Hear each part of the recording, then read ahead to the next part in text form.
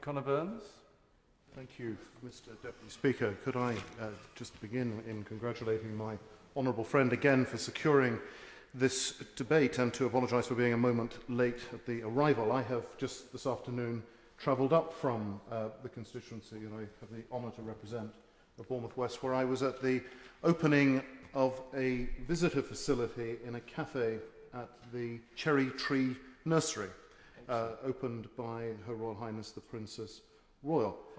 Relevant to this debate only in this sense that the Cherry Tree Nursery is surrounded by a large amount of greenfield land and has been in the past a place where illegal encampments of gypsies and travellers have settled and have caused enormous distress to the people who work there, some wonderful young and old people who suffer from some severe learning difficulties. And the presence of those communities, often unannounced, has been a great source of concern to them. My honourable friend, I think, is putting onto the Minister, who is yet to be with us, an extraordinary power of hoping that he will respond in detail to all the points that are being made, but I'm sure that his colleague who will be replying will be taking all these points on board. I think my honourable friend actually went to the very heart of the issue and the problem that we have. And the problem is thus: the policy of the previous government remains in place.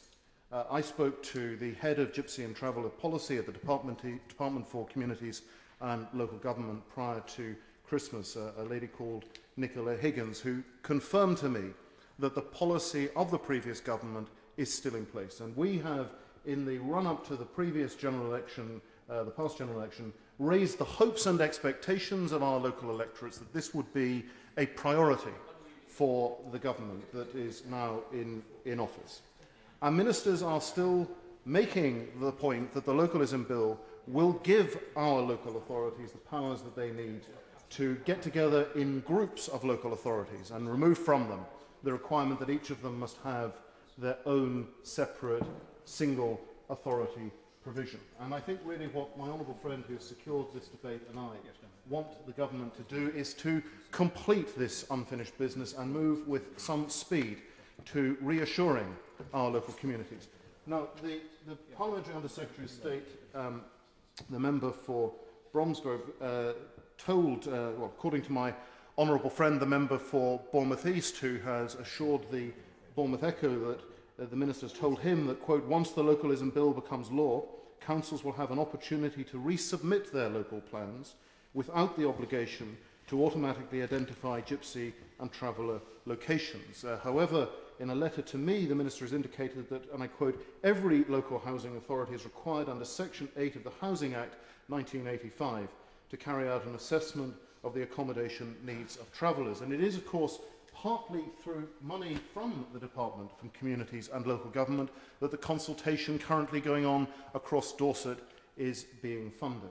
And I think there is a great degree of urgency about the clarification from the government about when the powers will become available to local authorities that we promised them.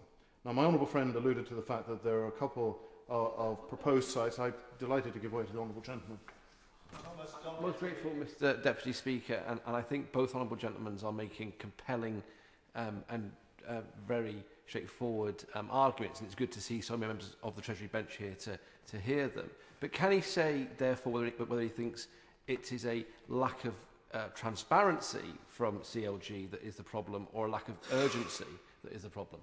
Delighted to see the honourable gentleman back in his place after his, no doubt, successful visit to the Falkland Islands, and this on Commonwealth Day.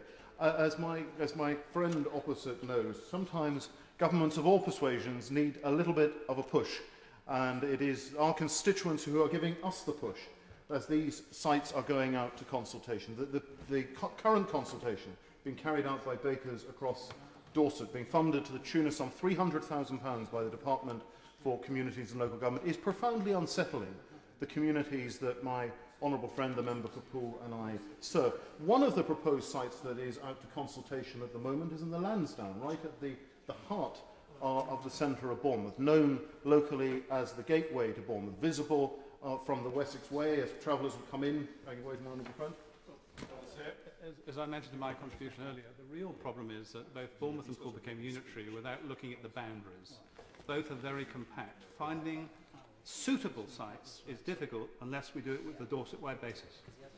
My honourable friend makes a valid and compelling point, which I wholly agree with and endorse. Really, I think the final point I'd like to make to the Minister before he responds is this. These communities, often some very elderly, very vulnerable, very frail people, are very worried that our councils have gone out to consultation on specific sites. There's an excellent campaign being run on the Lansdowne site by a lady called Alex de Freitas, who has mobilised both local traders and local residents to put across their concerns.